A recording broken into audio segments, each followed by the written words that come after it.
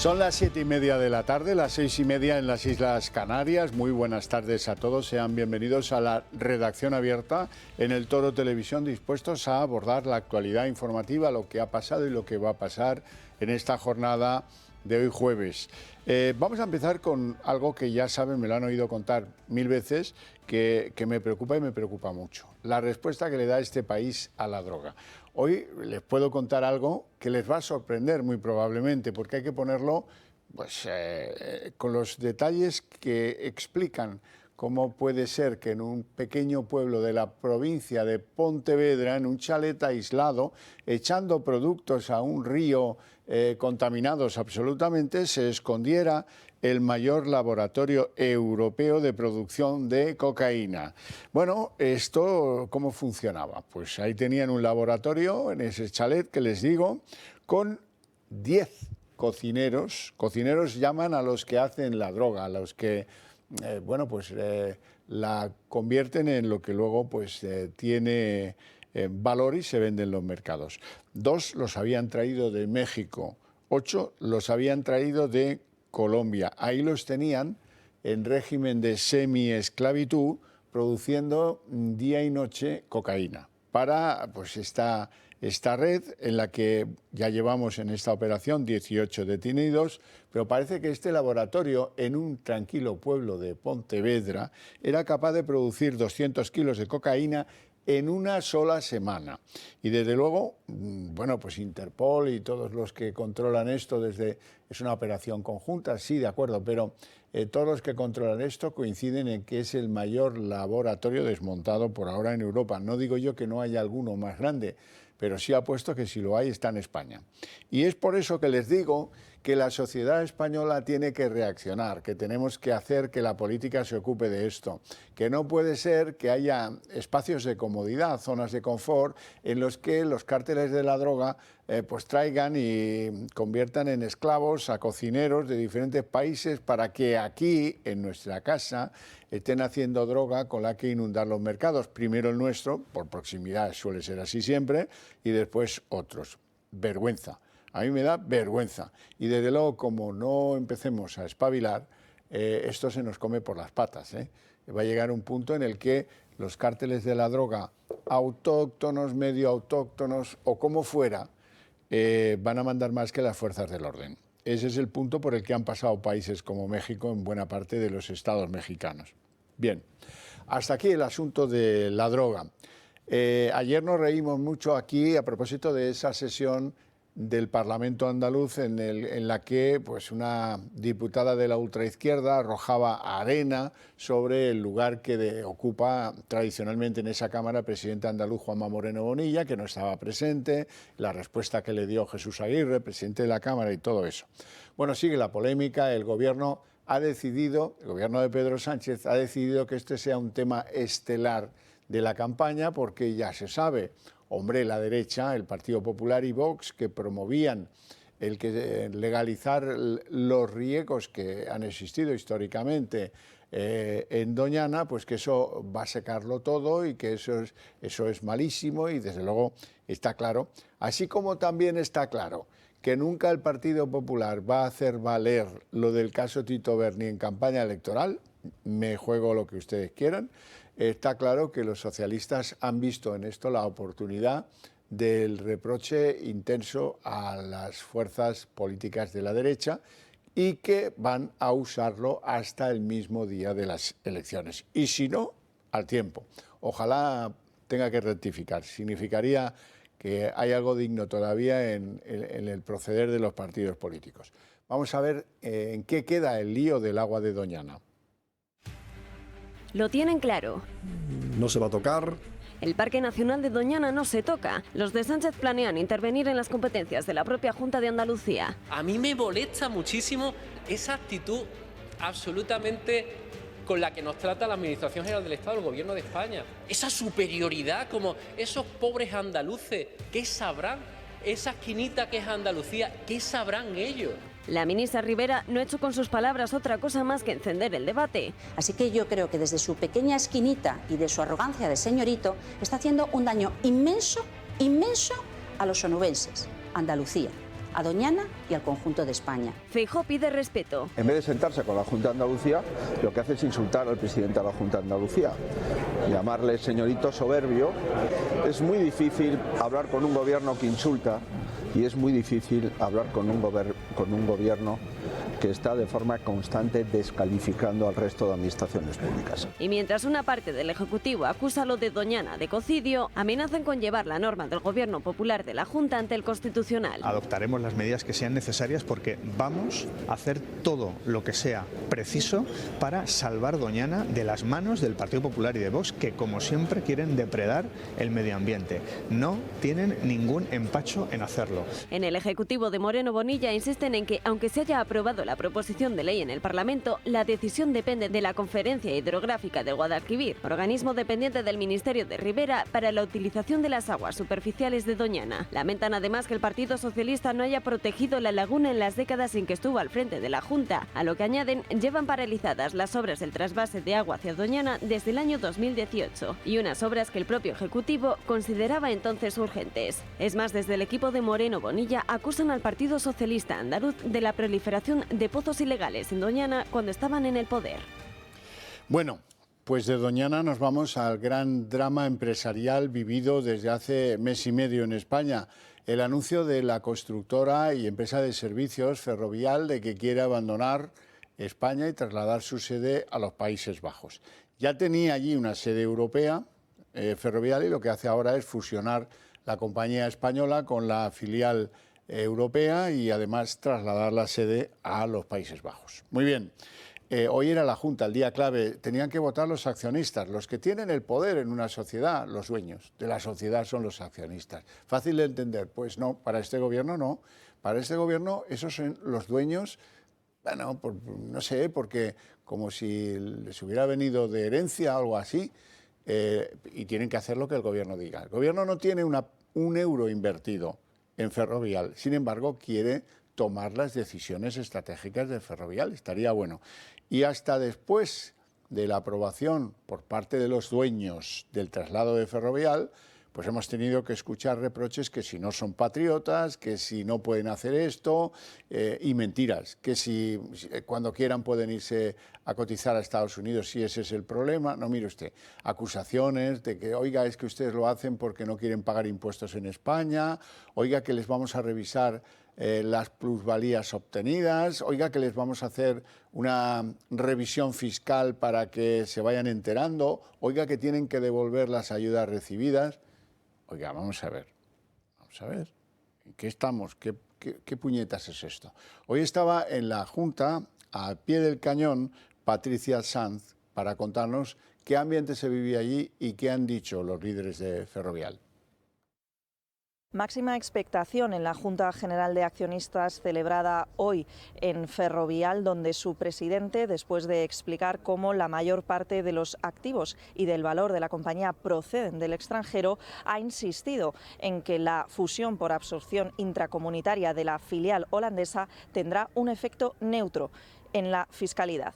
La fusión con la filial neerlandesa permite proponer una vía ya contrastada por numerosas compañías europeas para cotizar directamente en Estados Unidos en un plazo breve, que se incardina en la libertad de establecimiento que nutre la esencia misma de la Unión Europea.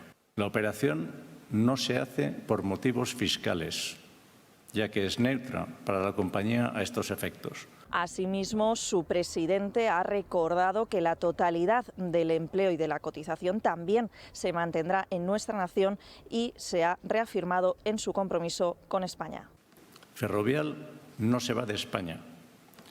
Ferrovial mantendrá la actividad, el empleo, los proyectos, el plan de inversiones y la cotización en las bolsas españolas. España ha sido siempre nuestro país y no renunciamos a ello.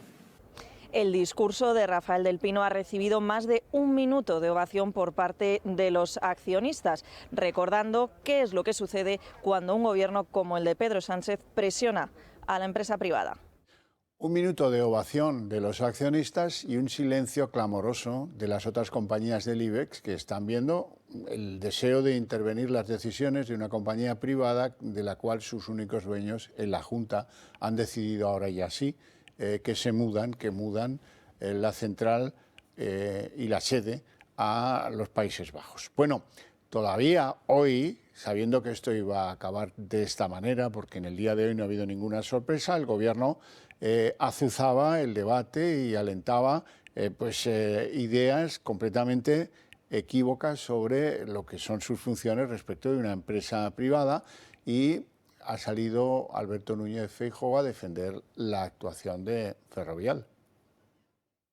Desde el insulto, desde el menosprecio y desde el señalamiento a las empresas no se soluciona nada.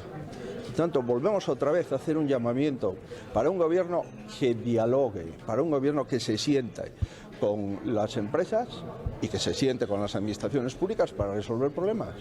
Este gobierno insulta a todo el mundo todo el tiempo y eso tiene efectos secundarios. El Gobierno ha hecho es simplemente alertar de que cuando hay beneficios fiscales, dado que esto es una renuncia a ingresos públicos, tiene que estar muy justificado y que habrá que revisar si se cumplen las condiciones. Yo creo que todo el mundo que crea la responsabilidad fiscal tiene que estar de acuerdo en que un gobierno tiene que evaluar con muchísimo cuidado y con muchísima precisión si las condiciones que dan lugar a un beneficio para un particular, en este caso para una empresa, se materializan o no. No, esa no es la función del Gobierno, Escrivá. El Gobierno tendrá que ver si la fusión se realiza según las leyes fiscales y no fiscales de este país, de España. Eso sí, pero el Gobierno no tiene que supervisar si alguien considera que tiene beneficio tomando una decisión u otra. Cada uno es legítimo dueño de sus decisiones, porque son decisiones privadas. Y el Gobierno tiene que saber respetar eso. Y hemos visto pues, que eso era insultado con mentiras, con calumnias, con insultos, y en el caso de Ferrovial, y lo que les decía antes, a mí lo que me extraña es cómo están de calladitos. Esto significa, ya lo sé, que hay miedo, pero cómo están de calladitos los colegas del IBEX, ¿eh? Si al fin y al cabo, si se marchan los de Ferrovial es porque pues intuyen que aquí hay demasiada inseguridad jurídica, un gobierno con muchas ganas de intervenir cosas, que te pone los impuestos mañana si eres banco, o si eres eléctrica, o si eres gasista, y a lo mejor mañana decide ponérselo a las empresas de servicios. ¿Quién sabe? Que se mete con los supermercados porque no bajan los precios. Mire usted, claro, esto no es lo que decía Feijóo, a su manera. Esto no es un ejercicio exquisito de pulcritud por parte del Gobierno, y los empresarios están en general que trinan, y los más decididos, los que tienen más negocio, mucho más negocio fuera que aquí, han dicho, mira, ¿sabes qué? Que yo me voy. Eso sin contar con una cosa. Es más fácil financiar Ferrovial teniendo la sede en Holanda que teniéndola en España. ¿Por qué? Porque la consideración fiscal para las empresas holandesas o que actúen en Holanda, que pidan dinero a los inversores, pues la condición de esa deuda goza de unos estándares que no tiene la deuda española. ¿Y eso es por culpa de quién? ¿De Ferrovial o de este Gobierno? ¿Quién nos ha endeudado hasta la extenuación? ¿Quién manda papeles a Bruselas que no concuerdan con los ámbitos de crecimiento? ¿Quién hace trampas con los desempleados? ¿Quién hace trampas con el déficit público? Al final nos pillarán la matrícula, y Ferrovial lo que ha dicho con esto es, mira, yo me voy a lo seguro, yo me voy a situar en un entorno en el que no me afecten las decisiones del Gobierno de España. ¿Eso significa no ser patriota? ¿Cuándo ha hablado este Gobierno de patriotismo si no ha sido a la hora de insultar a los de Ferrovial? Hombre, sí, es que de verdad que es muy llamativo. Bueno, dejemos aquí el melodrama absurdo de una decisión particular, privada, de una sociedad que es de sus accionistas, que son sus dueños. Esto es lo que no entiende el Gobierno, ¿eh? Y cuando tú eres dueño de algo, puedes decidir mudarte, venderlo o lo que sea. Para bien o para mal de la hacienda pública española, y le guste más o menos al Gobierno de España. Solo faltaría.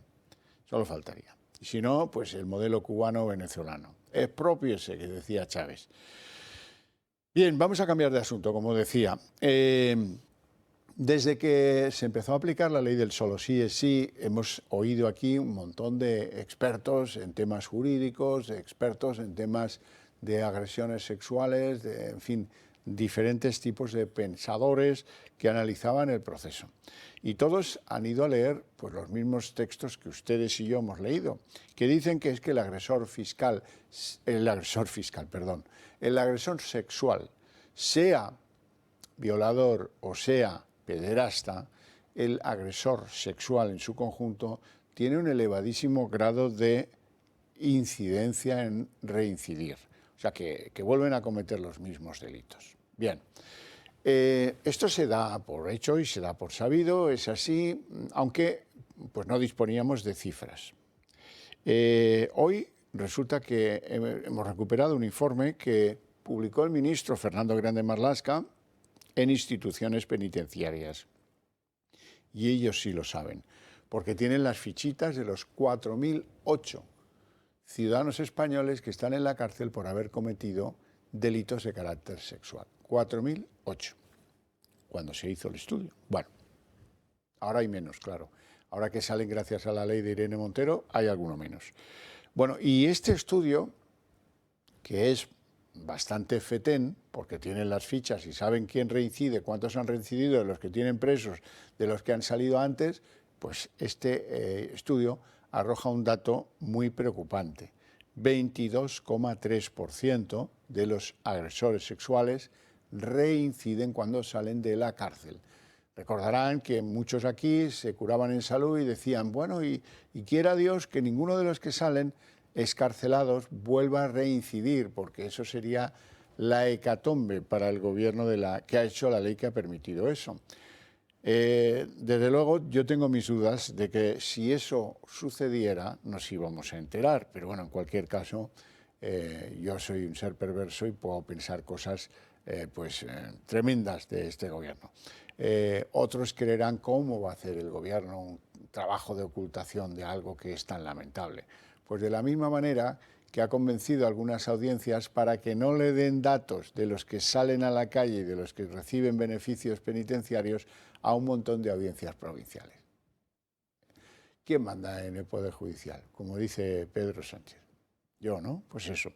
Bien, vamos a ver de qué va este informe de instituciones penitenciarias que, afortunadamente, no es discutible. Lo ha hecho Marlaska y su equipo. Así es que 22,3% de reincidentes. La posible reincidencia de los agresores sexuales excarcelados por la ley Montero era algo con lo que se contaba, pero sin datos ciertos ni oficiales. Ahora un estudio de instituciones penitenciarias sitúa la reincidencia de estos delincuentes en el 22,2%. Es decir, que de los 103 delincuentes sexuales que han salido de prisión por el CSI, 22 volverán a reincidir según la estadística. Según el último balance del Consejo General del Poder Judicial, 943 delincuentes han sido beneficiados y 103 han podido salir de prisión. Cuando entró en vigor la ley en octubre del año pasado, en las prisiones españolas había 4.008 presos condenados por delitos sexuales, por lo que un 23,5%, más de 900 delincuentes sexuales, habrían visto reducidas sus condenas gracias al CSI, según el Poder Judicial. Un balance provisional, eso sí, ya que aún quedan que estas 4 audiencias provinciales emitan sus datos, y también los de estos tribunales de justicia, entre ellos el de Andalucía, en el que hasta ahora se han producido más reducciones. El balance oficial del CGPJ se conoce en pleno debate por la reforma de la ley, una reforma que ha abierto una brecha irreparable entre los socios del gobierno. Sin embargo, la esperada reforma que se votará en el Congreso el 20 de abril no evitará que las rebajas de condena y excarcelaciones sigan produciéndose. El pasado mes, la Fiscalía emitió una circular para que se revisara caso por caso y que no se rebajaran las condenas si la pena entraba dentro de la nueva ley. Y ahora el Supremo unificará el próximo mes de junio su doctrina sobre las revisiones de condena. Pese a todo, el Gobierno no cree que aún haya llegado el momento de asumir responsabilidades políticas. Y lo peor de todo es que serán más de 1.000 los delincuentes sexuales beneficiados en las elecciones del 28 de mayo. ¿Les está gustando el programa? Pues si es así, si les está gustando el programa, pues échenos una mano. Mándenos un mensaje, un SMS al número 28088 y por menos de lo que le costaría invitarme a mí a un café, por 1,20 €, pues nos echan una mano. Nos echan una mano que falta nos hace y que a ustedes también les hace falta medios de comunicación como este, ¿eh? No se vayan a olvidar.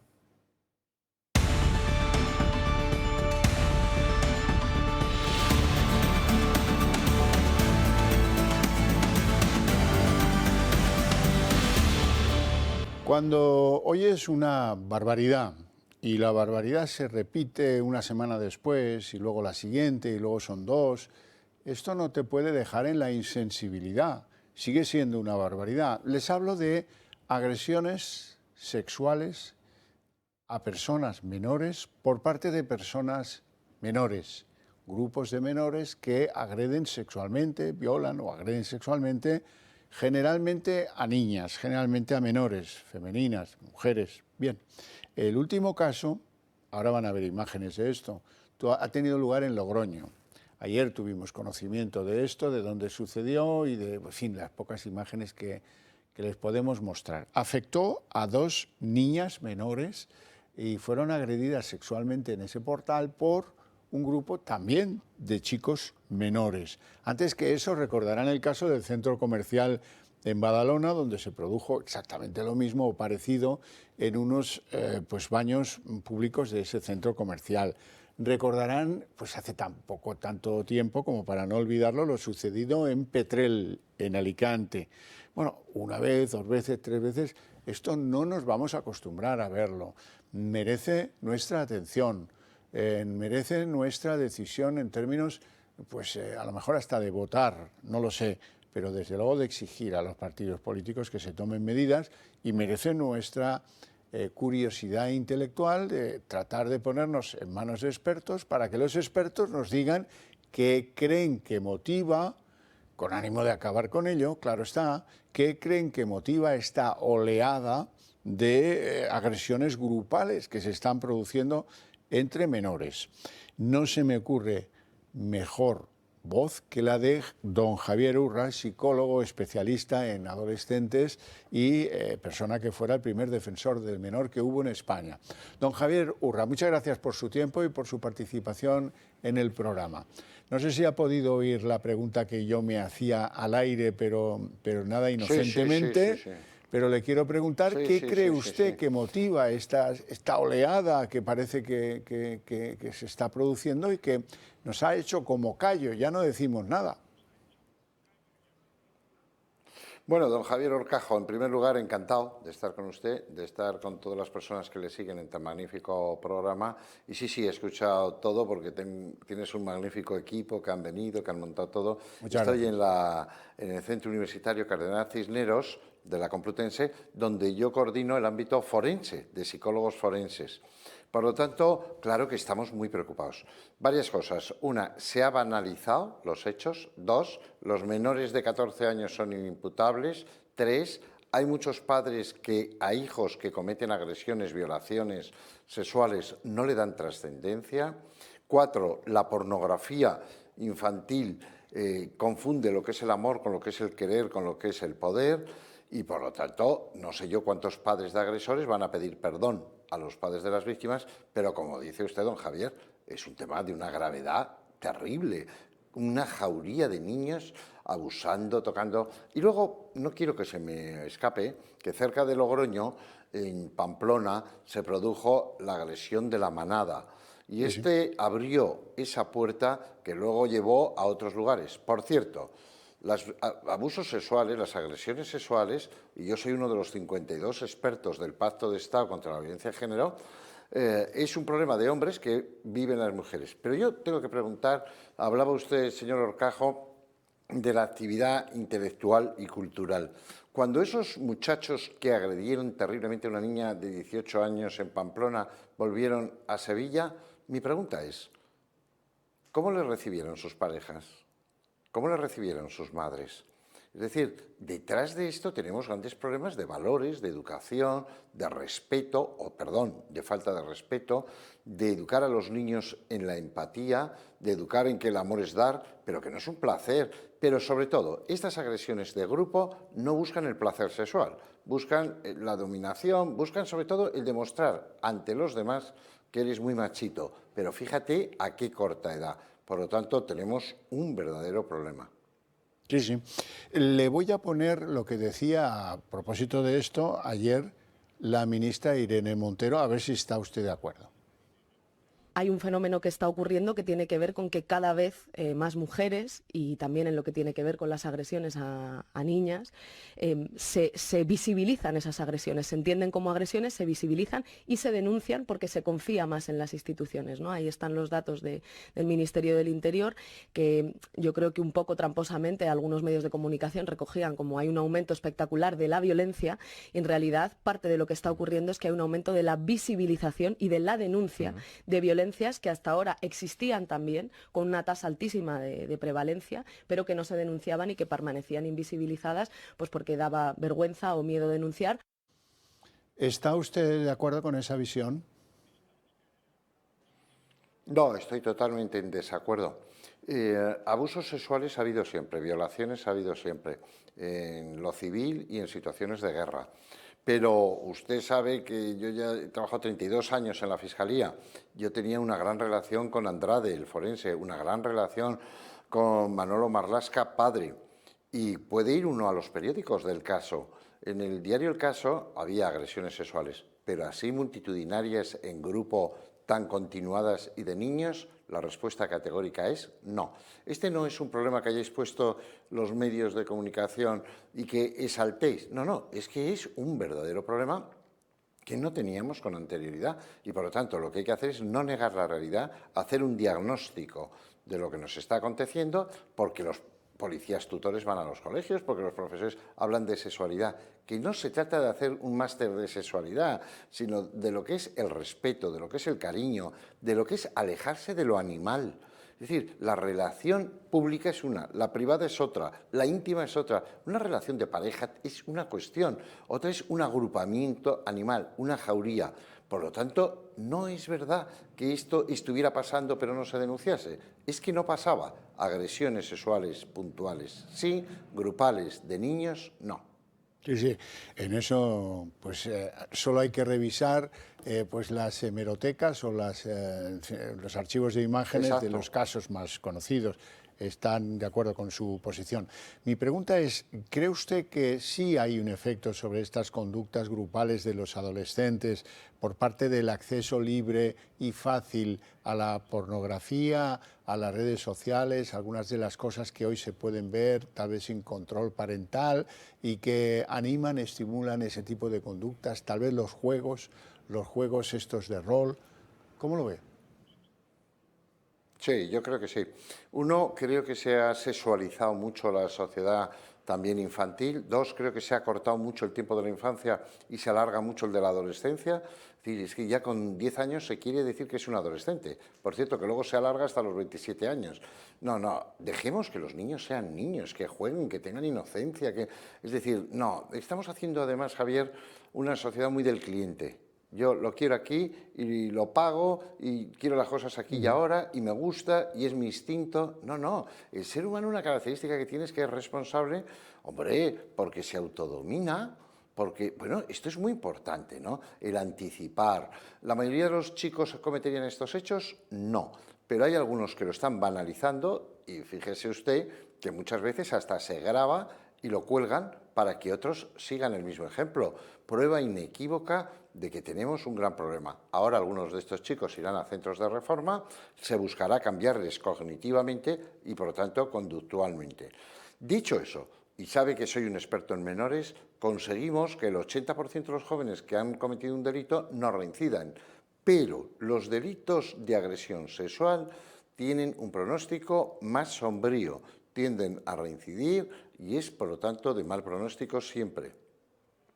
Pues vaya, la cuestión es que, ¿qué podemos hacer ante eso? Por ejemplo, los medios de comunicación. Sería mejor que no habláramos de esto. No tiene mucho sentido. La fuente donde reciben esos conocimientos no depende de los medios de comunicación.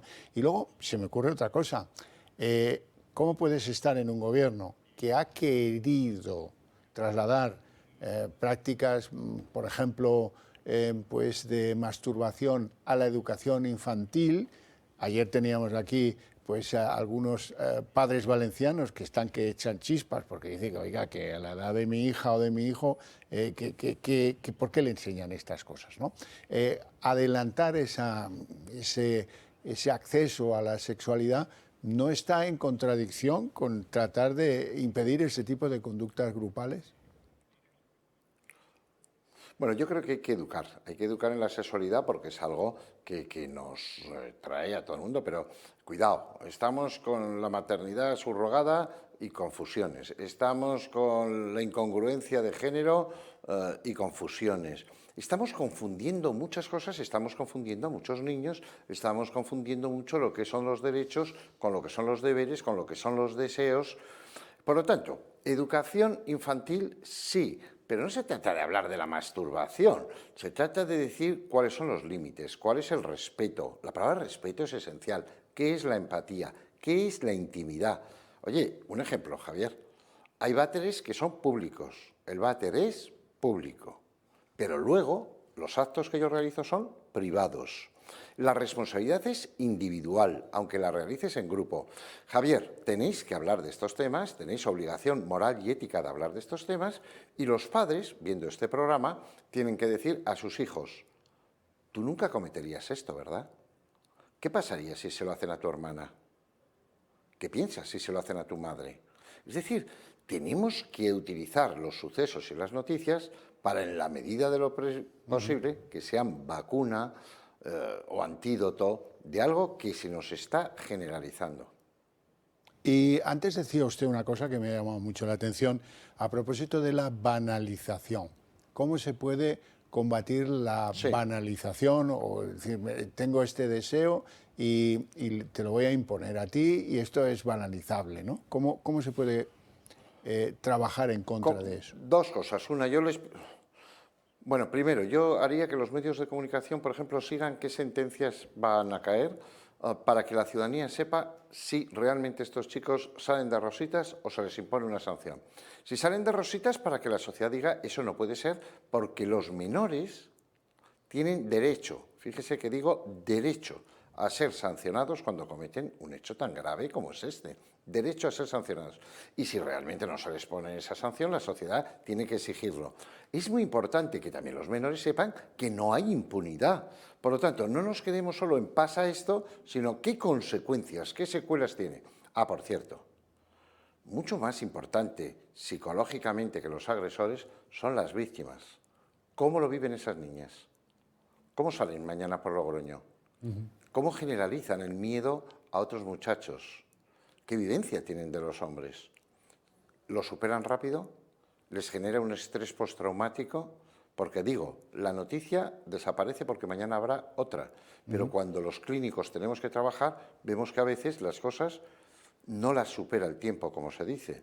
Por lo tanto, don Javier, hace tiempo que nos conocemos, sabe que intentamos ser serenos, pero cuando tenemos un problema hay que abordarlo cada vez a más corta edad, cada vez agresiones más en grupo y cada vez más banalizadas. Y con padres que dan razón casi a sus hijos agresores. Claro, con padres equívocos, abogados de sus hijos, el futuro se ensombrece. Don Javier Urra, ha sido un placer tenerte en el programa, te mando un fuerte abrazo, muchas gracias por tu tiempo y a ver si contribuye esto, aunque sea un granito, a que no tengamos tantos casos de esto de las agresiones grupales. Gracias. Que sigas haciendo tan buen programa junto a tu magnífico equipo. Gracias, muy amable.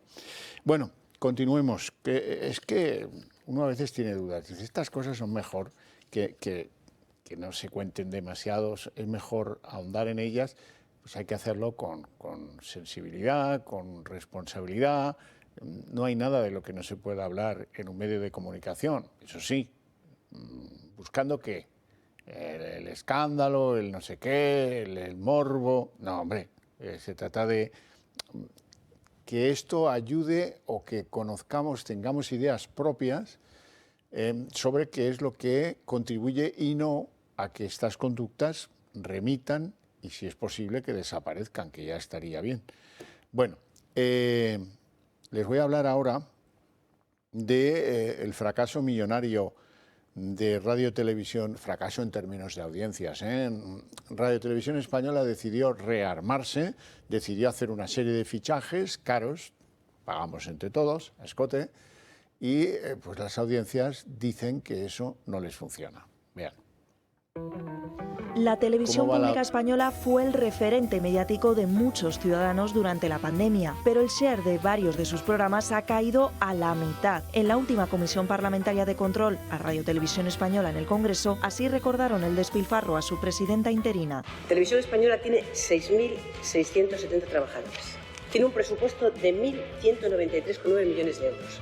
Ustedes en apenas un año o en menos de un año se han gastado 200 millones en la compra de programas externos y han obtenido un salario ridículo del 7,8%. Y es que algunos productos han sido un auténtico fracaso y por ello desde la Cámara Baja un diputado, Pablo Cambronero, se atrevió a señalar a 2 de los programas con peores resultados. Hace aproximadamente un mes pregunté a la Corporación de Radio Televisión Española por 2 programas que habían fracasado estrepitosamente. Hablamos del programa de Ana Morgade y del programa de Julia Otero.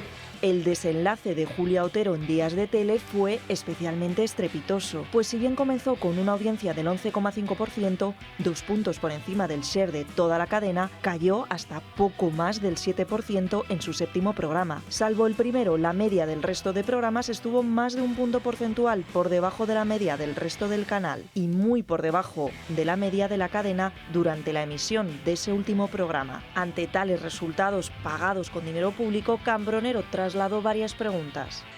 Nos costaron varios millones de euros y pregunté si se habían pagado esos millones de euros, si además seguía pagando a las productoras a pesar de haber suspendido su emisión y quién iba a responder por esta gestión del dinero público tan nefasta.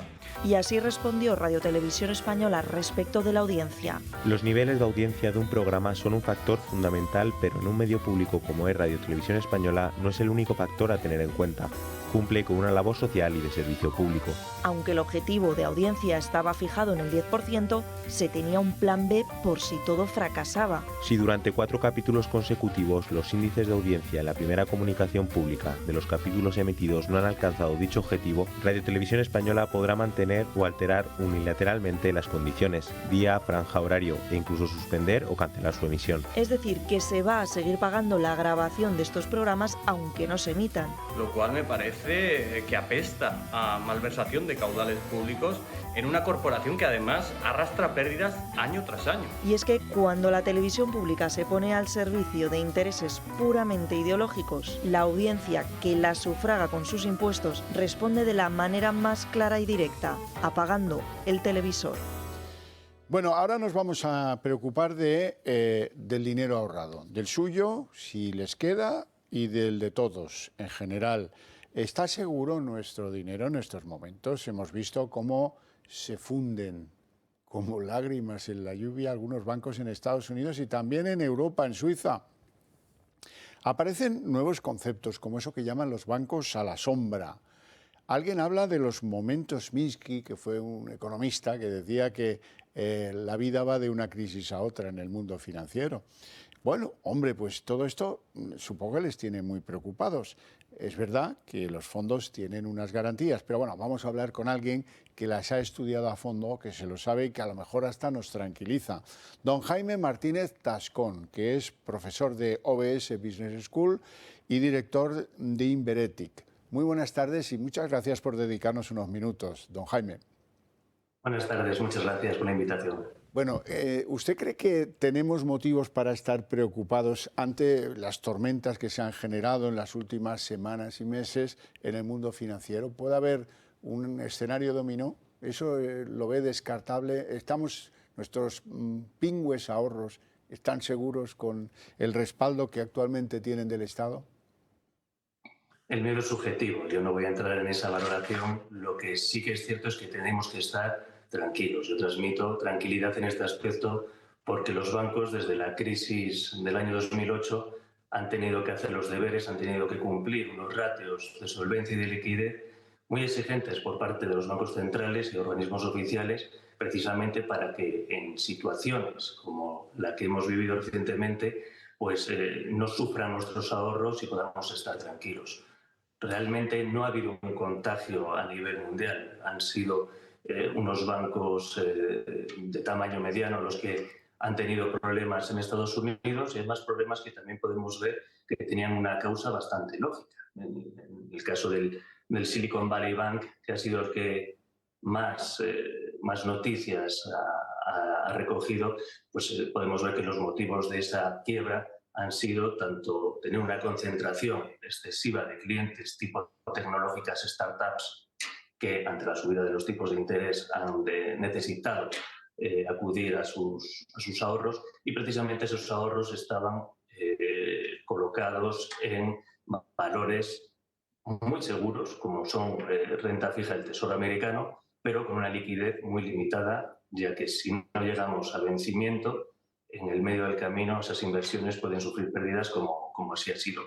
No creo que vaya a haber un efecto contagio, no lo ha habido. El caso de Credit Suisse también es un banco que ha arrojado en los últimos años ratios preocupantes, o no ha arrojado esos datos porque no han facilitado la información, lo cual sí que es preocupante y seguramente haya sido una consecuencia de todo el aluvión de preocupación que ha venido de Estados Unidos, que lo haya sufrido también el tema de Credit Suisse. El resto de los bancos yo estaría muy tranquilo, y además estoy tranquilo porque hemos visto en el caso de estos bancos de Estados Unidos que hemos hablado que enseguida los organismos oficiales, la Reserva Federal, ha garantizado los depósitos de los clientes, por lo cual si no son suficientes todas las medidas de control que tienen los bancos, a mayores, pues en este caso pues están los bancos centrales que están haciendo una labor para evitar un efecto contagio de problemas que van a tener los bancos.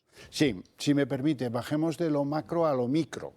Y entonces vamos a ver al ahorrador. El ahorrador sabe que desde octubre del 2008, gobernaba Zapatero, en aquella crisis, empezó en el 7, se aprobó un respaldo estatal hasta 100.000 euros por cuenta y por titular de los que tenían depósitos en los bancos españoles. 18 años después sigue estando en lo mismo, 100.000 euros.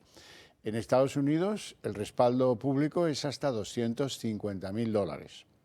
Aquí se ha quedado en 100.000 euros. Bueno, vale. Esos 100.000 euros, vamos a ver,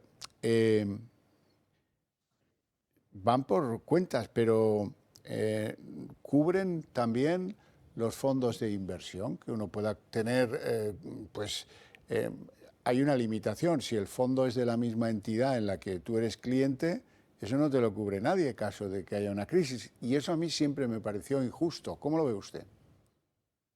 Pues yo creo que precisamente para evitar, con lo que he empezado diciendo en la entrevista, que el miedo es subjetivo, el miedo se combate con información.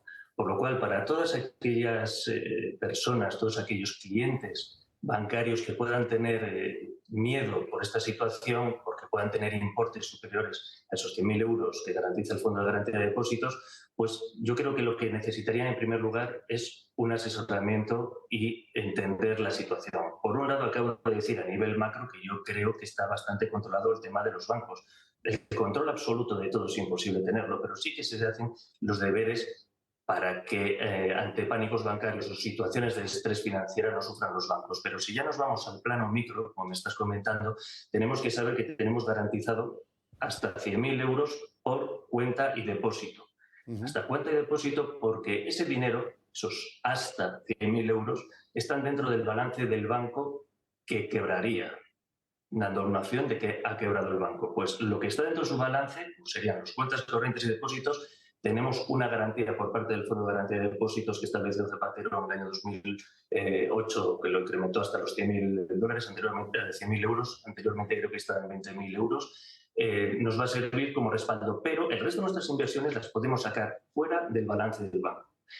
¿Qué inversiones podemos sacar fuera del balance del banco? Los fondos de inversión. Podemos sacar fuera del balance del banco. Los planes de pensiones también están fuera del balance del banco. Las acciones. Lógicamente, las acciones de compañías que no sean el banco que ha quebrado, porque si eres accionista del banco que ha quebrado, además en el orden de prelación de cobro estás a la cola.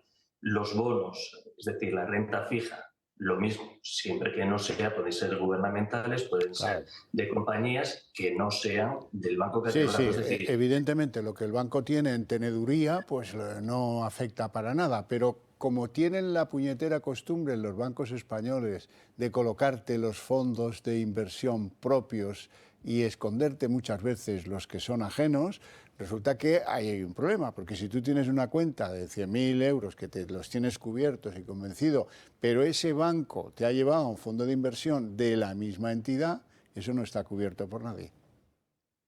Bueno, el primer problema que tiene, yo creo que es una falta de asesoramiento si solo se van a recurrir a una tipología de fondos de inversión. Pero en el caso de que, teniendo toda la información, se accede al fondo de inversión propio del banco, los fondos de inversión tienen una personalidad jurídica independiente del banco que los está gestionando, con lo cual estaríamos en la misma situación.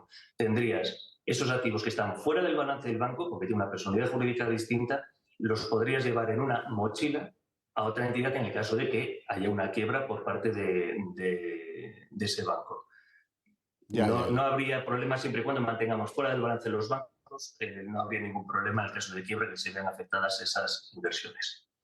Bueno, don Jaime Martínez Tascón, profesor de OBS y director de Inveretic, muchísimas gracias por su tiempo, ha sido muy clarificador y al mismo tiempo nos deja un poco más tranquilos, que es de lo que se trataba. Gracias. Muchísimas gracias. Gracias a usted. Bueno, les tengo que contar, y lo hago siempre más o menos a estas horas, la conveniencia de que estudien entrar a formar parte del Club de Amigos del Toro Televisión. Si lo hacen, nos apoyan. Si lo hacen, les van a pedir una pequeña suscripción para apoyarnos, para permitirnos crecer, extender nuestra señal a toda España y hacer más amplia nuestra familia en la que compartimos valores éticos, valores personales, libertades, creencias, todo tipo de esas cosas que ya conocéis y sabéis. Además, en el Club de Amigos, pues os ofrecemos actividades de carácter cultural, incluso visitas. Por ejemplo, estamos a punto de una conferencia sobre la comarca de las Urdes, un lugar de leyenda, con Paco Huertas, de la mano de Paco. Eso está al caer. Y el viernes tenemos una visita guiada, en esta ocasión, al Palacio de Cibeles. Y la semana que viene, el lunes, pues vamos a estar con José Javier Esparza, que va a continuar en su ciclo dedicado a América, a la conquista de América, pues sus conferencias que tienen un enorme éxito. Si quieren enterarse, si quieren reservar plaza, pues entren en la página web del club, busquen en la agenda y es muy fácil hacerlo y ya están inscritos para venir o para seguirla por internet. Y además en el club también piensan en regalos por si acaso pues el momento lo requiere.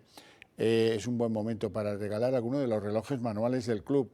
Pueden elegir entre los modelos de hombre o de mujer, que son estos que ven en pantalla, que tienen todos cajas de acero inoxidable, pulsera de silicona, cristal mineral recubierto de zafiro, dial luminiscente para poder verlo en la oscuridad y que además tiene funciones para saber qué día del mes es hoy y además qué día de la semana. Se pueden sumergir hasta 100 metros, tienen garantía de 2 años, en fin, resérvenlos porque están que se acaban.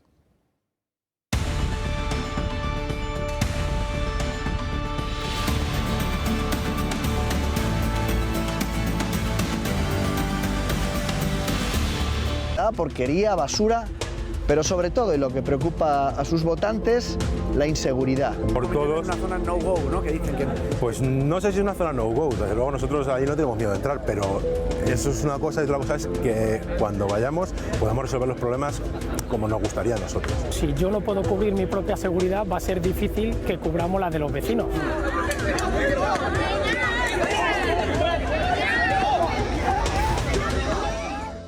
Bueno, cuando son las 8:22 jóvenes minutos abrimos la mesa de análisis político y hoy lo hacemos con la compañía de dos ilustres. Don Juan Carlos Bermejo, economista, empresario, verso suelto en Ciudadanos, en fin, y tantas las cosas. Muy buenas tardes. Buenas tardes. ¿Todo bien? Sí, sí, de momento sí. Me alegro. Don Sergio Bravezo, ha tenido que pensarlo un poco. Diputado del Partido Popular en la Asamblea de Madrid, muy buenas tardes. Buenas tardes. Usted se ha entrado aquí quejando del frío. Un frescor que hace en la ciudad madrileña. Pero llover nada, ¿eh? No, la verdad es que ayer parecía que llovía una chispica, pero fue nada. Bueno, vamos a lo que vamos. Un elemento para sonreír. Yo lo necesito. Cuando llegan estas horas yo necesito algún elemento para sonreír. Quiero que vean a Pepe Álvarez, al secretario general de UGT, cómo participa en actos frente a la Embajada de Francia, contrarios a la reforma que propone el gobierno de Macron. Bueno, pues bueno, ahí está Pepe Álvarez, que luego además ha hecho declaraciones, bueno, muy pinturero. Hay que recordar una cosa. Masiva, Yo ya sé que se ha ido a alguna manifestación en Francia, pero vamos a ver. Hijo, no se puede estar a favor de la reforma de las pensiones en España y en contra de la de Francia. ¿Por qué? ¿Cómo lo justificas esto? ¿Cómo les has contado esta historia, esta vaina que dicen los latinoamericanos a los sindicatos franceses que están en armas en la calle porque no quieren que los franceses pierdan derecho?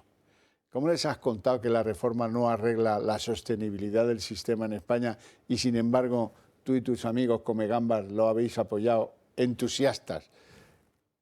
¿Cómo te atreves a llamar a agente social si sabes que ahí no se sentaron los empresarios? Si sabes que esta reforma os las enseñaron como a vosotros, os la enseñaron como al Consejo de Toledo. ¿Cómo se llama esto de Toledo?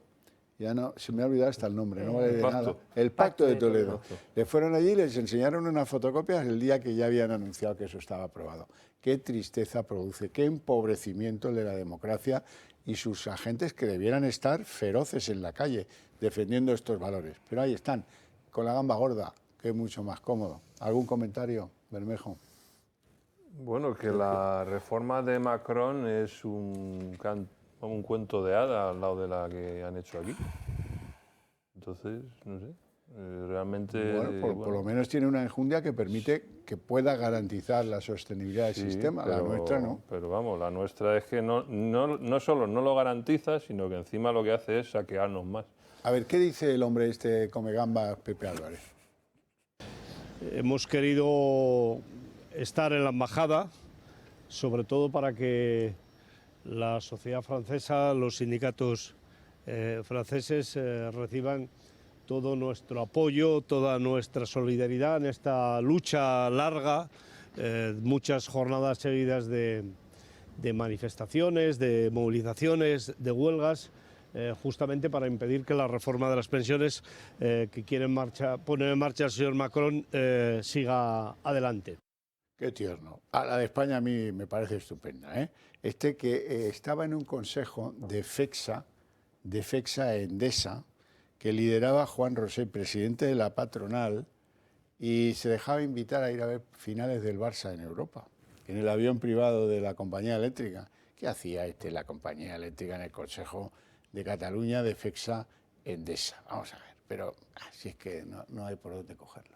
Sí, creo recordar que la reforma de las pensiones en Francia empezaba a los 62 años. La han subido a 64. A 64. Aquí a 67 y aquí no nos estamos quejamos. A 67 y aquí no hay protesta por parte de la UGT, pero sí le parece que es pertinente protestar en la de 64. Esa es la incoherencia que tiene el sindicato que acabamos de ver de UGT y que además tampoco parecía que estaba muy apoyado y arropado por los suyos. No ni parecía. Tan siquiera Grandes masas no mueve. Así es verdad. Bermejo, usted quería hacer algún comentario a propósito del melodrama ferrovial. Antes que eso le diré que es una gran sorpresa para muchos que el hermano llamado Leopoldo de la familia del Pino ha decidido votar en contra del traslado que sugiere el presidente de la compañía, su hermano Rafael del Pino. Bueno, primero, don Xavier, muy rápido, vamos a aclarar a los espectadores que aquí no es un tema de que Ferrovial se traslada, se va de España, no. Lo que parece que va a ocurrir es que una sociedad de Ferrovial, que era una filial, que se llama Ferrovial International SE, con sede en Holanda, resulta que ahora va a absorber a su madre. A Ferrovial España. A Ferrovial SA. Es decir, la que era la madre se va a convertir en la hija y la hija en la madre. Por lo tanto, la que era la madre y ahora es la hija va a seguir en España. ¿Pero qué ha pasado? Que más de un 2,5% ha votado en contra.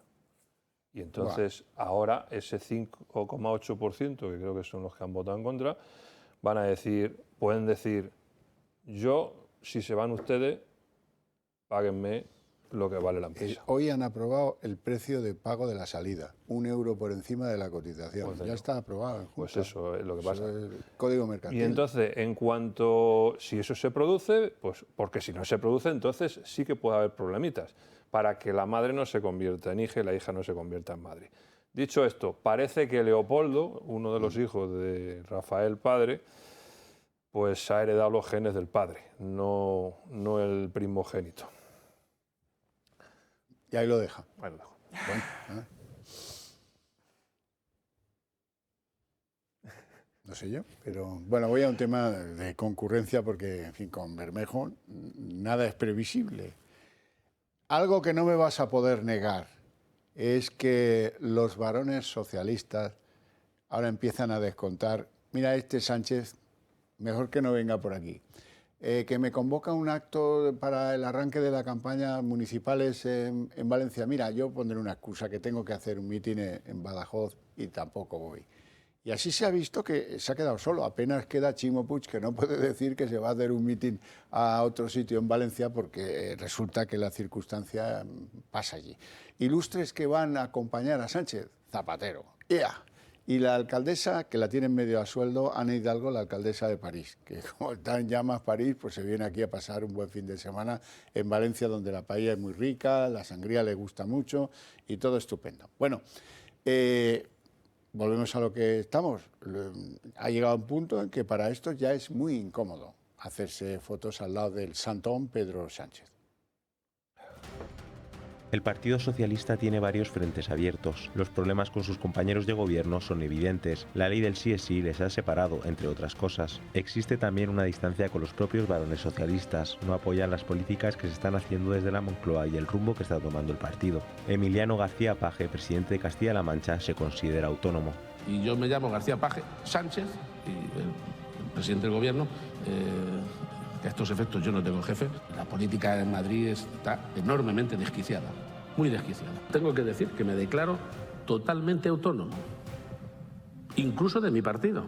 Las elecciones autonómicas y municipales están al caer y el partido ha preparado una convención municipal en Valencia como pistoletazo de salida, pero varios varones han rechazado la invitación, como ya ocurrió en el último comité federal. García Paje, el canario Ángel Víctor Torres, Adrián Barbón, representante del Principado de Asturias, Javier Lambán, presidente de Aragón, la balear Francina Armengol, Concha Andreu, presidenta de La Rioja, y María Chivite, líder de Navarra, no asistirán.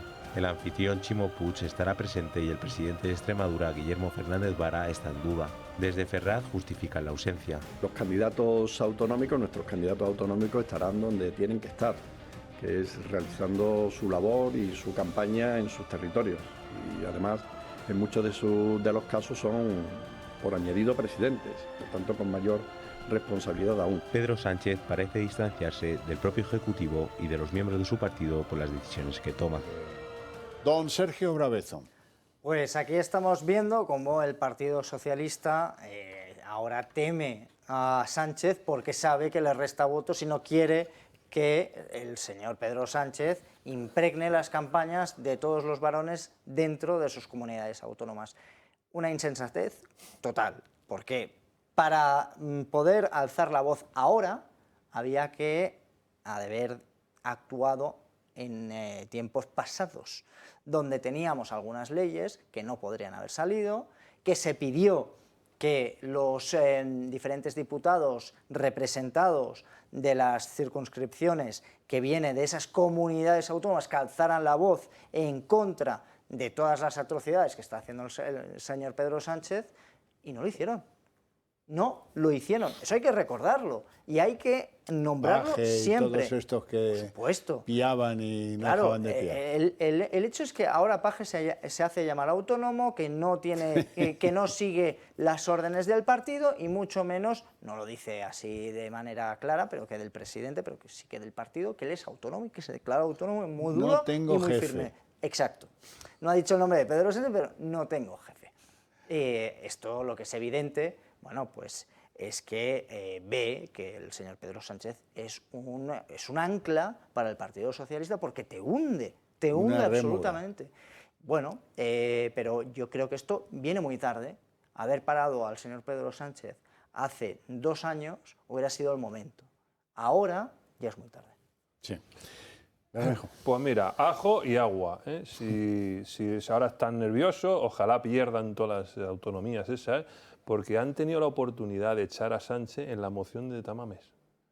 Ahí, 15 o 20 diputados del PSOE podían haber votado a favor y haber convocado elecciones, y a lo mejor habían hasta empatado con estos señores ahora en mayo. Con el PP. A lo mejor hasta habían empatado. Pero ahora, y aguantarse.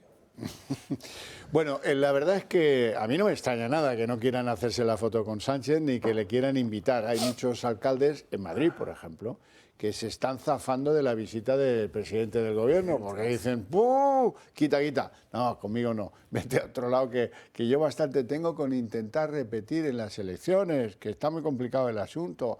Y claro, la gente esa ve la televisión y ve que va a Burgos y la abuchean, y que va a Segovia y que le abuchean, que va a Mislata, que son los 3 últimos viajes que yo conozco del presidente del gobierno, y lo abuchean. Esto está quemando las neuronas a más de uno en la Moncloa, que está pensando qué hay que hacer, que el presidente no salga más, qué nos está pasando. Luego, además, hay una cosa. ¿Quiénes son los que abuchean al presidente? ¿Son encendidos votantes del PP? ¿Son aguerridos votantes de Vox? ¿Son de Ciudadanos? No, son gente de la izquierda más radical, los que llevaban anillos del Polisario, los que van a las manifestaciones con banderas del Polisario. Esos son los que le dicen a Sánchez, traidor, te has vendido a Marruecos, y eso es muy doloroso. Están en Moncloa que echan chispas con este asunto y no saben cómo combatirlo. Piensan incluso algunos que hay una campaña, que están organizados y que le van a dar la lata, pero bien, porque ni has sabido explicar por qué el giro de nuestra política con el Sáhara, ni la entrega a Marruecos todavía mucho menos. Vamos a ver qué pasa con los abucheos y no se pierdan los de Burgos, que son nuevos. La realidad se impone a la propaganda y abuchear a Sánchez en mítines hasta de su propio partido viene a ser por el momento la tónica habitual a puertas de unas elecciones. El 28 de mayo marca el pulso del presidente con la gente de la calle y no han tardado en ver en la Moncloa que su política de acercamiento hace tiempo que ya dejó de funcionar. Hasta ahora el equipo que se encarga de su seguridad no ha encontrado otra manera de callar a quien moleste que invitándole a abandonar la sala. Algo que estos días hemos visto en lugares como Segovia. No, escuchadme una cosa. Sí. Bien, luego... Bueno, eso no es así. No es así. Bien.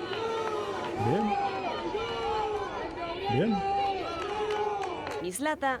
Para transformar aquello que no nos gustaba. Yo, si quieres, si te entiendo, te contesto. Y más recientemente en Burgos.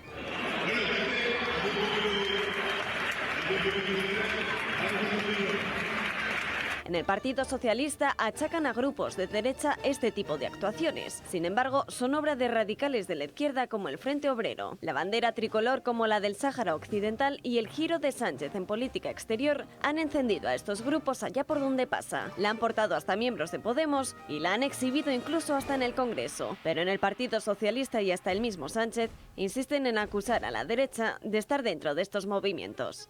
Pues Houston, aquí tienen un problema y están devanando, ¿sabe qué hacer? Sí, que no salga más Sánchez de la Moncloa, que se inunden de viajes internacionales para que no se repitan estas circunstancias.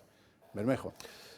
Bueno, es que al final siempre tiene la culpa de todo la derecha extrema y no sé qué, como lo de las filtraciones estas de Estados Unidos, que le están echando la culpa a un chaval que, bueno, en fin, de 20 años. En fin. Sánchez, cuando te dicen algo de eso, pues coño, invita a la persona que te está diciendo eso y la subes al estrado, allá al escenario, y que explique qué es lo que tiene que decir. Por ejemplo, yo estoy recordando ahora hace poco a Giorgia Meloni, ¿no?, cuando estaba en campaña, que fue una persona, un homosexual allí, a decirle no sé qué, y le dijo, suba usted aquí y diga lo que tenga que decir. Y luego le dio un aplauso por atreverse a subir y decir ahí las cosas. Bueno, pues que haga eso, pero es que él se esconde ahí, ¿no?, entre su multitud y su escolta y no sé qué, y usa el micrófono diciendo, no es así. Pero ¿cómo que no es así si has traicionado al Sáhara y a toda la población? ¿Pero cómo que no es así? Hombre, y lo has hecho porque te ha dado la gana, porque es que ni siquiera has pedido permiso al Congreso. Te has saltado la torera, los mandatos de la ONU, la historia, todo. Entonces, claro que sí, llevan razón esas personas, sí, claro que llevan razón, Sánchez. Cuando uno abandona absolutamente todos los postulados del socialismo y los cambia por el populismo más atroz, pues al final sucede que los grupos que se sienten más originales, más extremistas, más, pónganlo como quieran, más santos, más limpios, son los que alzan la voz en contra de lo que están viendo. Yo, sinceramente, a mí me parece... primero, este tipo de circunstancias no me gusta que se vayan a reventar actos de partidos políticos, porque creo que es una falta de educación, eso primero, y de verdad lo creo, aunque sea el Partido Socialista o que sea cualquier otro partido, no me parece bien. Dentro de del suceso y analizando el suceso, por eso digo que es un enfado parte de esa gente que se hace llamar socialista y que ve como el partido que se utiliza las siglas PSOE, pues no cumple absolutamente nada. Nosotros lo hemos dicho desde hace muchísimo tiempo. Lo que pasa es que ahora la izquierda ve la realidad y cómo está afectando al día a día de la población. ¿Dónde has visto tú más banderas del Frente Polisario? Pues en la fiesta del Día del Trabajo, en las manifestaciones del Día del Trabajo, en el Congreso cuando los de Podemos iban a no sé qué historias, en el mundo del tráfico político de la izquierda, especialmente de la comunista. Yo aquí siempre pongo un matiz. Una cosa es todo el cariño al pueblo polisario, que muchos viejitos guardan los carnés de identidad españoles en la cartera como algo que les parece que entonces sí eran parte de un país. Claro. Todo mi cariño y todo mi respeto. Ahora, cero de cariño y cero de respeto para Frente Polisario, porque mataba a pescadores, porque cometía atentados. Y usaba como coartada la... Entonces, que la izquierda en España haya querido ser pro-polisaria, pues allá ellos, pero desde luego, conmigo que no cuenten. En cualquier caso, es lógico lo que le hacen a Sánchez, tiene usted razón. Y un recadito a las de Podemos. Sí, venga. Se supone que en el gobierno de coalición, ¿no? Podemos, que es quien, ¿no? Que es Podemos, ¿no? Pues dice quiénes son los ministros, quiénes no, ¿no? Su cuota esa, ¿no? Se supone que es así, ¿no? Más o menos. Pues si tan cabreas están Montero y Belarra con Yolanda Díaz, pues que le digan decirle a Sánchez que cambiáis la ministra de Trabajo y la vicepresidenta. Eso estará en los pactos, ¿no? Vosotras podéis poner ahí a las personas para dirigir una serie de ministerios, ¿eso es lo que pactasteis? Pues sí, tan hartas estáis de Yolanda, que os está haciendo la cama y que os va a pisotear y os va a mandar al abismo, pues quitadla de en medio, macho, pero quitadla ahora. Porque si esperáis después del verano, ya estáis muertas. Bueno, vamos a ver, ¿qué está pasando en Ciudadanos? Dice Inés Arrimadas, he visto declaraciones suyas hoy en una universidad en las que decía que hay que aguantar, que, en fin, que no se vaya la gente. ¿Qué está pasando ahí? Bueno, eso, ¿no? Lo que ha dicho. No venirse abajo. No venirse abajo. Bueno, ella ha dicho una cosa que me ha gustado, y es que no hay que hacer caso a las encuestas, porque las encuestas dirigen el voto. Sí, es decir, nos condicionan, nos llevan por un camino y parece que al final tenemos que hacer caso a lo que van diciendo las encuestas a lo largo de la matraca que te van llevando todo este camino.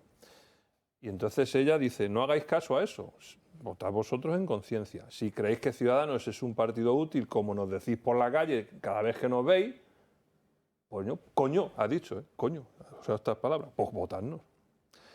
Luego ha dicho otra cosa, esperemos que lo cumplas, Inés. Que yo con Ciudadanos o con nadie. Lo vas a cumplir. Espero, porque como ya tenemos tantos casos bochornosos en nuestra casa, pero vamos, si lo has dicho, en principio confiamos en que sea así. Bueno, vamos a ver. Sergio Bravezo, ¿es normal que la principal universidad pública que hay en España, la Complutense, pongan un símbolo que representa al jefe del Estado ahorcado con unos rótulos que dicen que no quieren que, en fin, que... ¿Esto le parece a usted normal? Una universidad pública. Una verdadera desgracia. Ya estamos viendo con el daño que están haciendo este tipo de acciones a la propia universidad. Primero porque las peticiones de estudiar en la universidad pública, cuando suceden todo este tipo de cosas, comienzan a disminuir. Es automático. Cuando sale una alumna que es la mejor de su promoción y resulta que no sabe ni hablar, pues eso no mejora la universidad, la daña y daña su imagen, de manera seria, ¿eh? No estoy diciendo que eso sea una anécdota, una gracieta y que lo dejemos pasar, no. Este tipo de cosas no son aceptables. En la universidad se tiene que tolerar absolutamente todo, más incluso que en muchísimos otros sitios que si fuera en la calle, porque es la discusión de aquellas ideas que incluso en un momento nos pueden parecer horribles, pero que hay que discutirlas desde la calma, desde la sensatez, desde la razón. De lo contrario, lo que vamos a tener pues es esto. Esto se llama sectarismo. Bueno, vamos con nuestra querida Yolanda, el fenómeno Yoli. Hablaremos de eso en Más se perdió en Cuba este sábado, sin duda. Si quieren, mis tertulianos, vamos a ver. La cuestión es que ahora resulta que Yolanda Díaz acusa a Errejón de haber echado a Manuela Carmena del Ayuntamiento de Madrid. Me quedo a cuadros. Vamos a escucharla. Sí que creo, y tengo mis dudas, y creo que son razonables, de que la dispersión de voto pueda ayudar a consolidar proyectos de izquierdas o, en su caso, consolide a la derecha. Digo esto porque hasta ahora la experiencia que conozco, y quien me haya escuchado lo he dicho siempre, el proyecto Errejón sirvió para que Manuela Carmena perdiera la alcaldía de Madrid y también hemos perdido la Asamblea en Madrid. Por tanto, bueno, insisto, ya sé que soy minoritaria, pero tengo muchas dudas de que dispersando se gane. Desde luego el genio que aupó a esta señora, el arroz se le cubó, se le fue el tiempo, ahora no tiene el menor sentido y esto le crea un problema a Sánchez del que no voy a negar que me alegro, pero que en cualquier caso que se debilita la división y que es más difícil ahora lo que ya tuvo en su día, de eso no cabe duda. Es más... Ojo con la teoría, Bermejo. Hay quien piensa que solo, de cara a las generales de final de año, solo un ticket único, Pedro Sánchez, Yolanda Díaz, puede evitar un fracaso en las generales. Es decir, que pueda haber aritmética PP más Vox que permita arrebatarles el poder a los que ahora lo ostentan. Y esto yo ya sé que es contradictorio, pero claro... esto arreglaría muchos problemas si se llegara a un acuerdo de lista única y ticket único entre Sánchez y Yolanda.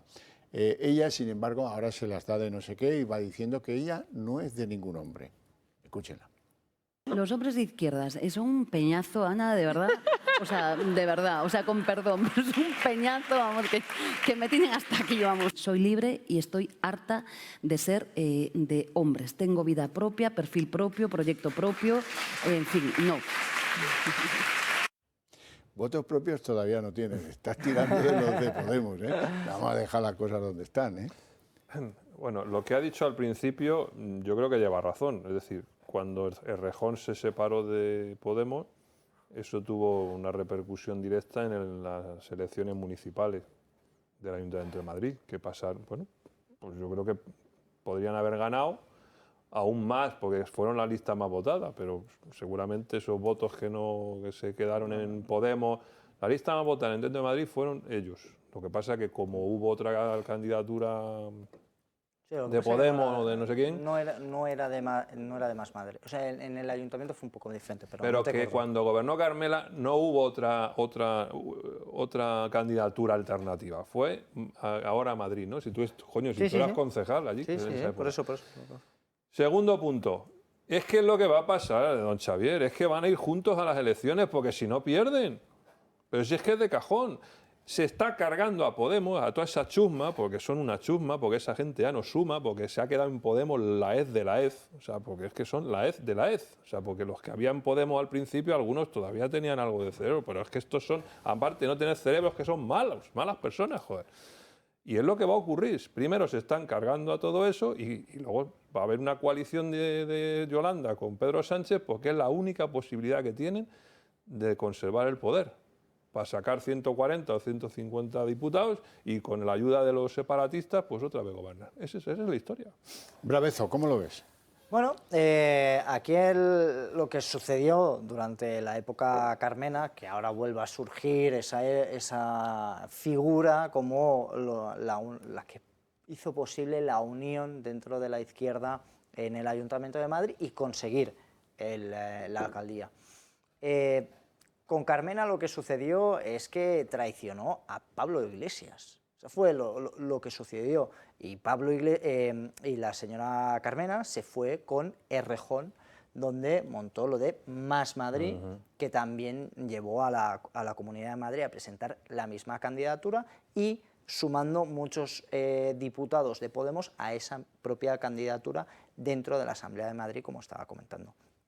Pero lo que surgió además en el ayuntamiento es que hubo una escisión dentro de lo que era ahora Madrid, que no se sumó al proyecto de Errejón.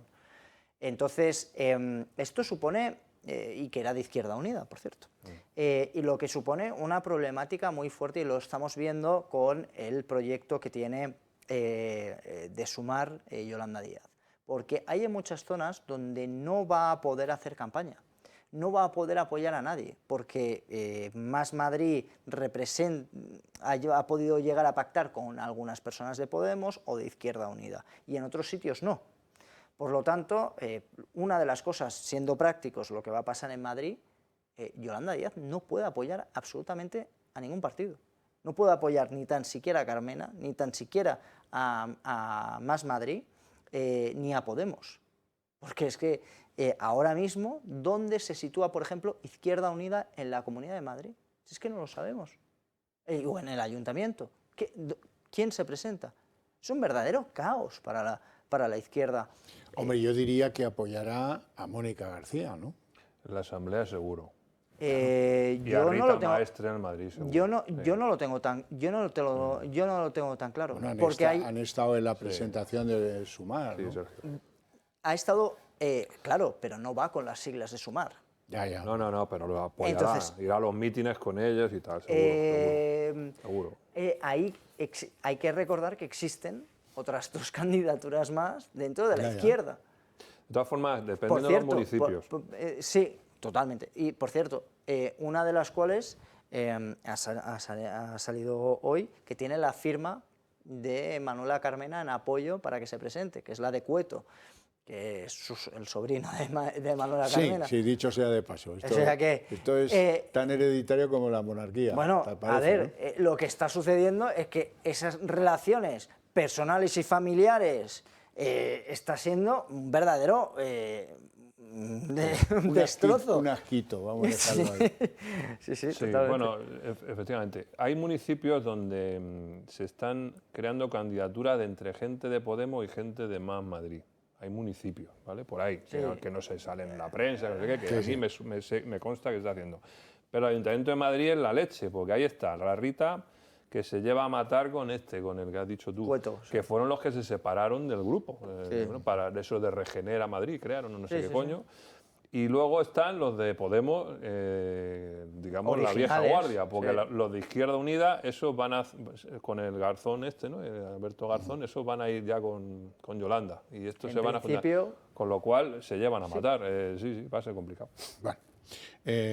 No me quitará el sueño, la verdad es que no. Tengo que contarles que hemos conocido hoy que la policía fue en su día a registrar, el mismo día precisamente que presentaba su dimisión como diputado, el Tito Berni, diputado socialista canario, pues la policía, no sé si la policía o la Guardia Civil fueron a su casa, a los sitios comunes, a registrarlos. No les dejaron entrar en el despacho del Congreso. Ahora, de hecho, ayer conocíamos que habían borrado los registros de quién fue a ver al Tito Berni. Hubieran sido muy ilustrativos. No. Ahora bien, la policía fue a su casa y se encontró 13 sobrecitos con dinero, 4.000 y pico euros. Se conoce que... ¿Por qué 13 sobrecitos? Pues esto es lo que le debo a tal, esto es lo que me ha pagado el cual. Hay que ser organizado. En las mejores tramas de corrupción, sin organización no llevan a ninguna parte. No puedes ser el capo de algo sin saber a quién le pagas y de dónde cobras, ¿no? Bueno, en fin. Ahora ya verán como la derecha, los partidos de la derecha, no aprovechan este balón que es lo del Tito Berni porque ellos van a lo suyo, y yo soy así, yo soy asado, y no, uy. Tiene mucho que aprender. Sí, es que, joder, si es que, claro, todavía colean muchas cosas. Hay presidentes de Murcia condenados, otro que han condenado hace poco en Gandía. Si es que, como empiecen a sacarse unos a otros, pues ahí... Bueno, ya verás cómo los socialistas no sueltan lo de Doñana, supuestamente una ley terrible que va a desecarlo todo, hasta el día de las elecciones o si no hasta el día siguiente. No tenemos tiempo para más, lo dejamos aquí. Mi agradecimiento para ustedes dos por su presencia y sus opiniones. Siempre. A ustedes todavía más, pero para ustedes tengo premio. A la vuelta de publicidad, el día en 30 minutos, aquí mismo.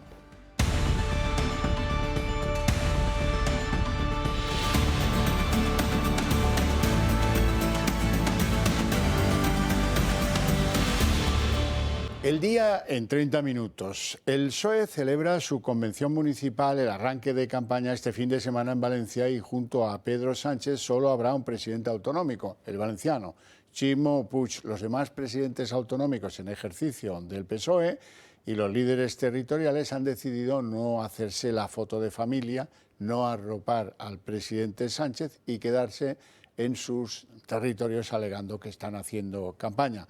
A la pregunta de quién abrigará a Sánchez en el arranque de la campaña del 28M, la respuesta es que José Luis Rodríguez Zapatero y la alcaldesa de París, que se llama Anne Hidalgo.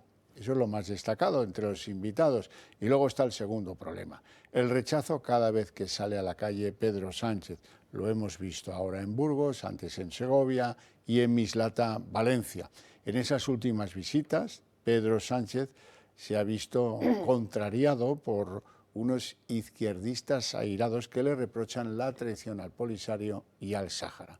Marina Álvarez. Y entre los suyos, Emiliano García Paje no es el único que huye de la foto con Sánchez. A solo un mes y medio de las urnas, solo 2 varones socialistas participarán en el principal acto de precampaña este sábado en Valencia.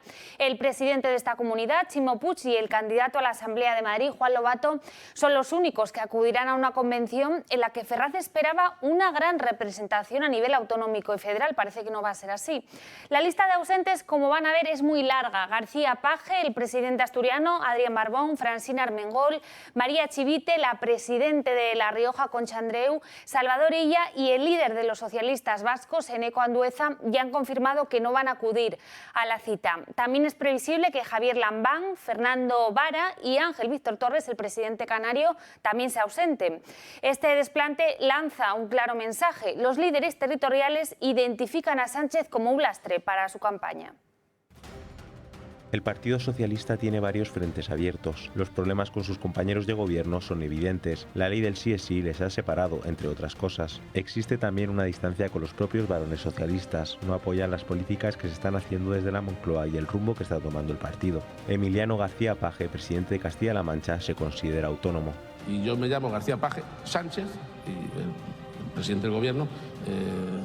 A estos efectos yo no tengo jefe. La política en Madrid está enormemente desquiciada, muy desquiciada. Tengo que decir que me declaro totalmente autónomo, incluso de mi partido. Las elecciones autonómicas y municipales están al caer y el partido ha preparado una convención municipal en Valencia como pistoletazo de salida, pero varios varones han rechazado la invitación, como ya ocurrió en el último comité federal. García Paje, el canario Ángel Víctor Torres, Adrián Barbón, representante del Principado de Asturias, Javier Lambán, presidente de Aragón, la balear Francina Armengol, Concha Andreu, presidenta de La Rioja, y María Chivite, líder de Navarra, no asistirán. El anfitrión Ximo Puig estará presente y el presidente de Extremadura, Guillermo Fernández Vara, está en duda. Desde Ferraz justifican la ausencia. Los candidatos autonómicos, nuestros candidatos autonómicos, estarán donde tienen que estar, que es realizando su labor y su campaña en sus territorios. Y además, en muchos de los casos son por añadido presidentes, por tanto con mayor responsabilidad aún. Pedro Sánchez parece distanciarse del propio Ejecutivo y de los miembros de su partido por las decisiones que toma. Cuando alguien ondea una bandera saharaui no es un votante del Partido Popular, ni uno de Vox, ni uno de Ciudadanos. Son militantes de la izquierda española más radical, los que eran afines al Frente Polisario y los que ahora le reprochan a Sánchez haberse vendido a Marruecos. En fin, en Moncloa existe enorme preocupación con estas críticas. Unos piensan que es una campaña organizada contra los intereses electorales del Partido Socialista y de Pedro Sánchez, y los otros creen que eso lo está moviendo alguien, lo está manejando alguien desde la oscuridad contra el partido del gobierno. La realidad se impone a la propaganda y abuchear a Sánchez en mítines hasta de su propio partido viene a ser por el momento la tónica habitual a puertas de unas elecciones. El 28 de mayo marca el pulso del presidente con la gente de la calle y no han tardado en ver en la Moncloa que su política de acercamiento hace tiempo que ya dejó de funcionar. Hasta ahora el equipo que se encarga de su seguridad no ha encontrado otra manera de callar a quien moleste que invitándole a abandonar la sala. Algo que estos días hemos visto en lugares como Segovia. No, escuchadme una cosa. Sí. Bien, luego... Bueno, eso no es así. No es así. Bien.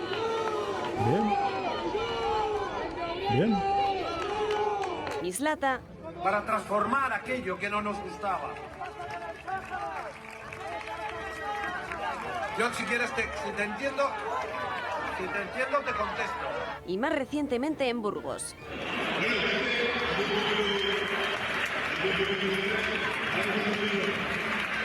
En el Partido Socialista achacan a grupos de derecha este tipo de actuaciones. Sin embargo, son obra de radicales de la izquierda como el Frente Obrero. La bandera tricolor como la del Sáhara Occidental y el giro de Sánchez en política exterior han encendido a estos grupos allá por donde pasa. La han portado hasta miembros de Podemos y la han exhibido incluso hasta en el Congreso. Pero en el Partido Socialista y hasta el mismo Sánchez insisten en acusar a la derecha de estar dentro de estos movimientos.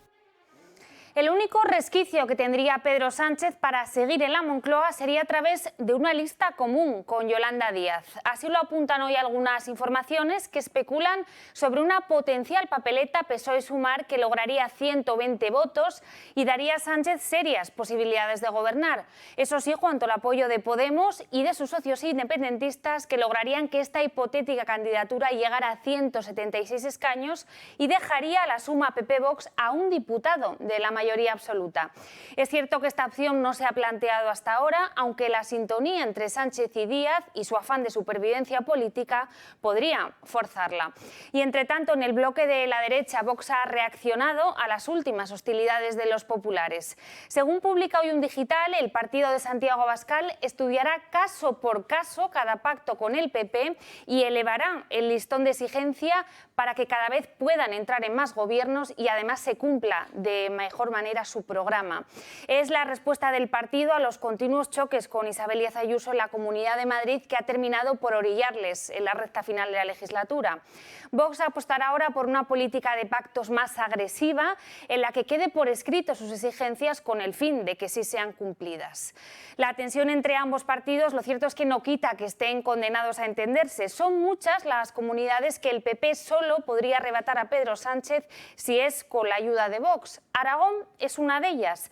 Según una encuesta de Sociométrica para El Español, el candidato popular Jorge Azcón ya aventajaría al PSOE con 4,5 puntos y estaría al borde de la mayoría absoluta, eso sí, con Vox. En esta suma sería determinante el nuevo partido Aragón Existe, que irrumpiría en el Parlamento con 6 puntos y que, aunque no ha revelado su política de pactos, ya ha establecido al partido de Abascal como una línea roja. El PSOE, por su parte, no podría reeditar la coalición actual tras la desaparición del Partido Aragonés, uno de sus socios actuales. A lo largo de la historia, los ególatras no se han caracterizado nunca por su sentido de la piedad. Así que los varones socialistas que desafían al poder de la Moncloa, no asistiendo a la puesta de largo de la campaña electoral del 28M en Valencia, saben que lo pagarán. O tal vez es que descuentan ya que a Sánchez no le queda demasiado tiempo para hacérselo pagar. Y el arrebato por zafarse de la sombra del presidente en campaña electoral es tan necesario para sus intereses territoriales que todo se justifica con ello.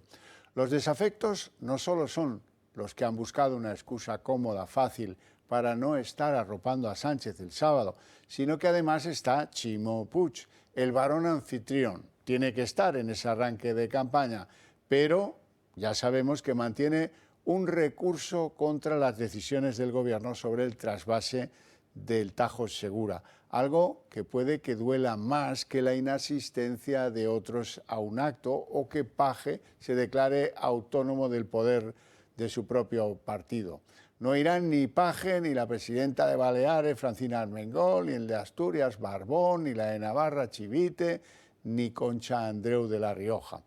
Y la situación es peligrosa, muy peligrosa para Ximo Puig, después de que las encuestas revelen que, gracias a los efectos de la ley del sí es sí y tantas las cosas atribuibles a Sánchez, más los asuntos propios como el de Mónica Oltra y las menores tuteladas agredidas en Valencia, todo eso ha desinflado sus posibilidades de alcanzar la reelección junto a Compromís y a Podemos. Carlos Mazón, eso sí, el candidato del PP, podría dar un vuelco electoral en la Comunidad Valenciana, pero solo con los votos de Vox. Y el Partido Socialista ha encontrado en la ley de regadíos de Doñana una nueva baza contra el PP en plena precampaña. Moncloa ya ha asegurado que utilizará todas las vías legales para tumbar la norma, incluido un recurso ante el Constitucional que podría paralizarla durante 5 meses. Desde la Junta de Andalucía acusan al Gobierno de atacarles por un problema heredado y aseguran que se utilizará agua superficial y no la del acuífero para estos nuevos suelos de regadío. Lo tienen claro. No se va a tocar. El Parque Nacional de Doñana no se toca. Los de Sánchez planean intervenir en las competencias de la propia Junta de Andalucía. A mí me molesta muchísimo esa actitud absolutamente con la que nos trata la Administración General del Estado, el Gobierno de España. Esa superioridad, como esos pobres andaluces, ¿qué sabrán? Esa esquinita que es Andalucía, ¿qué sabrán ellos? La ministra Ribera no ha hecho con sus palabras otra cosa más que encender el debate. Así que yo creo que desde su pequeña esquinita y de su arrogancia de señorito está haciendo un daño inmenso, inmenso a los onubenses, a Andalucía, a Doñana y al conjunto de España. Feijóo pide respeto. En vez de sentarse con la Junta de Andalucía, lo que hace es insultar al presidente de la Junta de Andalucía, llamarle señorito soberbio.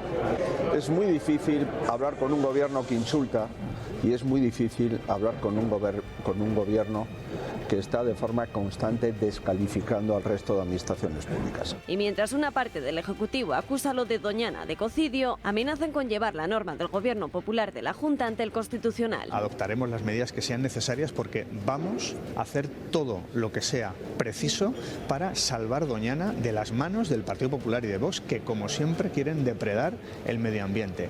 No tienen ningún empacho en hacerlo. En el Ejecutivo de Moreno Bonilla insisten en que, aunque se haya aprobado la proposición de ley en el Parlamento, la decisión depende de la Conferencia Hidrográfica del Guadalquivir, organismo dependiente del Ministerio de Ribera para la utilización de las aguas superficiales de Doñana. Lamentan además que el Partido Socialista no haya protegido la laguna en las décadas en que estuvo al frente de la Junta, a lo que añaden llevan paralizadas las obras del trasvase de agua hacia Doñana desde el año 2018 y unas obras que el propio Ejecutivo consideraba entonces urgentes. Es más, desde el equipo de Moreno Bonilla acusan al Partido Socialista andaluz de la proliferación de pozos ilegales en Doñana cuando estaban en el poder.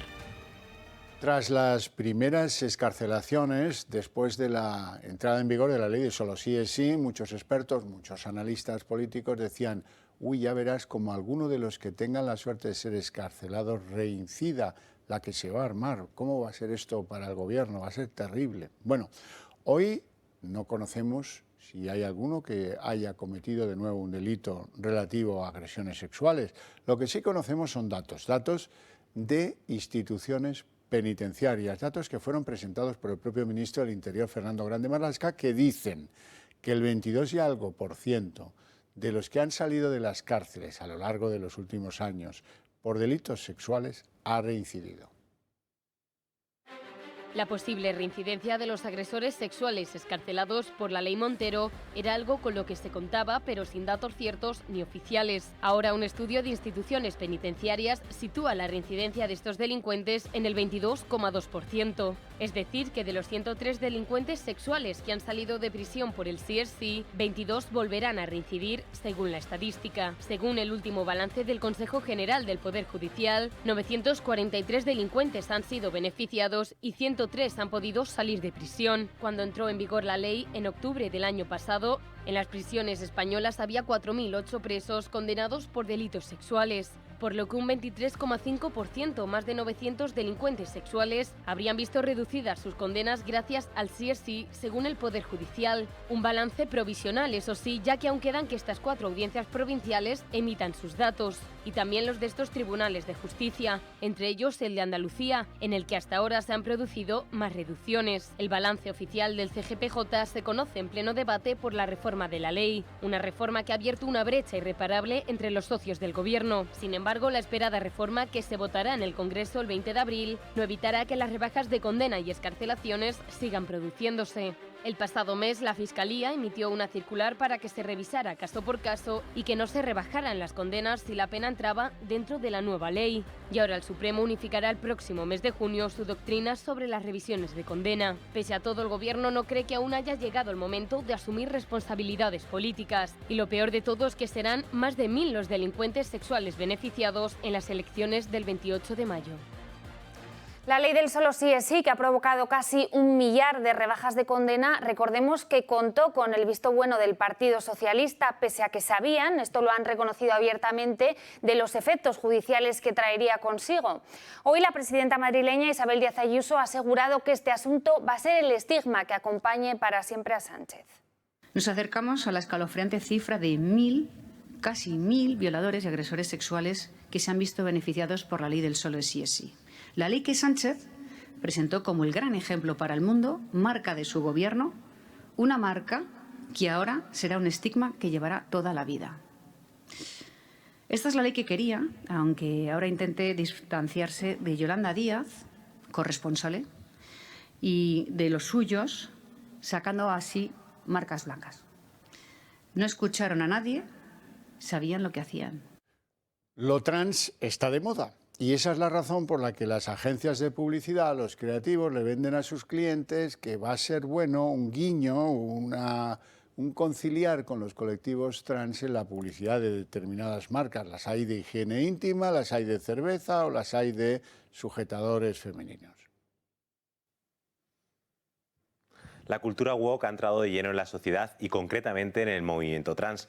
Las empresas pensarían que animando sus campañas publicitarias con personas transgénero iban a llegar a más gente y sus productos iban a tener más valor en el mercado y así la gente consumiría más. Pues es que ha pasado todo lo contrario. La tiktoker Dylan Mulvaney, biológicamente hombre, ahora considerada mujer trans, es la imagen de varias marcas y ha patrocinado los sujetadores deportivos de Nike. Por ejemplo, en el anuncio se le puede ver bailando y haciendo estiramientos. Y tras el mismo, muchas deportistas han denunciado la falta de coherencia de la marca y han decidido romper sus contratos. Dylan también aparece en un vídeo con productos de Tampax, hablando de ellos y guardándonos en el bolso. Ha tenido mucho revuelo en las redes sociales porque la gente no se creía que esto fuera posible. La marca ha negado colaboración en los vídeos, pero la imagen ya está dañada. La cerveza Budweiser también contó con Dylan para promocionar la línea de cervezas light, con pocas calorías. Se le puede ver en una bañera jugando con espuma y abriendo una lata. Es una cerveza muy consumida en Estados Unidos, pues tras el anuncio muchos consumidores han decidido dejar de tomarla y varios se han grabado tirándola por el fregadero y a la basura. Hay rumores de que las ventas han caído hasta más de un 40%. Sabemos que no todo vale, pero no todos se dan cuenta. Y tal y como estaba previsto, Ferrovial ha aprobado hoy el traslado a Países Bajos en una junta en la que ha quedado patente que las presiones del gobierno no han amedrentado a sus accionistas. Un 93% de ellos ha votado a favor, solo el 5,8% no lo hace, y este pertenece a Leopoldo del Pino, el hermano del presidente, que no se va a acoger al derecho de separación.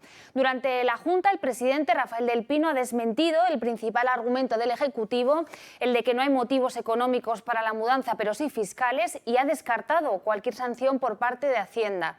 Por último, ha destacado que el cambio de sede no significa que Ferrovial se vaya de España. Esta decisión de la compañía se produce después de 44 días de ataques por parte del Ejecutivo.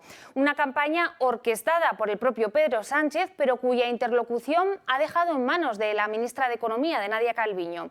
Según informa hoy el diario El Mundo, el presidente rehusó desde el principio cogerle el teléfono a Rafael del Pino y no lo ha hecho en estos 44 días.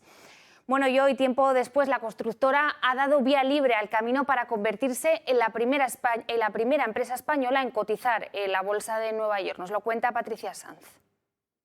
Máxima expectación en la Junta General de Accionistas celebrada hoy en Ferrovial, donde su presidente, después de explicar cómo la mayor parte de los activos y del valor de la compañía proceden del extranjero, ha insistido en que la fusión por absorción intracomunitaria de la filial holandesa tendrá un efecto neutro en la fiscalidad.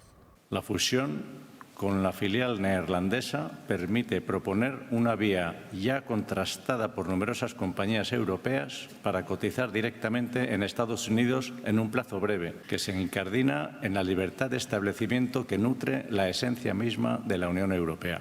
La operación no se hace por motivos fiscales, ya que es neutra para la compañía a estos efectos. Asimismo, su presidente ha recordado que la totalidad del empleo y de la cotización también se mantendrá en nuestra nación y se ha reafirmado en su compromiso con España. Ferrovial no se va de España. Ferrovial mantendrá la actividad, el empleo, los proyectos, el plan de inversiones y la cotización en las bolsas españolas. España ha sido siempre nuestro país y no renunciamos a ello. El discurso de Rafael del Pino ha recibido más de 1 minuto de ovación por parte de los accionistas, recordando qué es lo que sucede cuando un gobierno como el de Pedro Sánchez presiona a la empresa privada. Este amplio respaldo de los accionistas a la decisión de Ferrovial no ha minorado los ataques del Gobierno. El ministro de Seguridad Social, José Luis Escrivá, ha vuelto a deslizar la tesis del beneficio fiscal y ha asegurado que se tendrán que examinar posibles sanciones.